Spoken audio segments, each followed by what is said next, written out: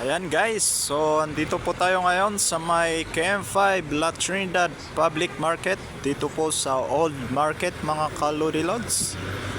Ayan, so sapagkat hindi po natuloy or na-cancel yung ating duty is dumaan po tayo saglit dito mga kalodi para tignan ang magandang view dito. So sa ngayon ay dito po tayo ngayon sa taas ng market.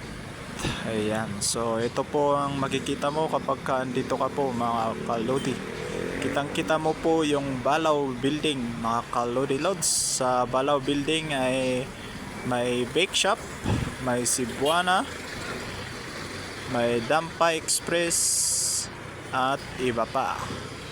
Pero doon sa banda doon, hindi ko alam kung ano yung nandun.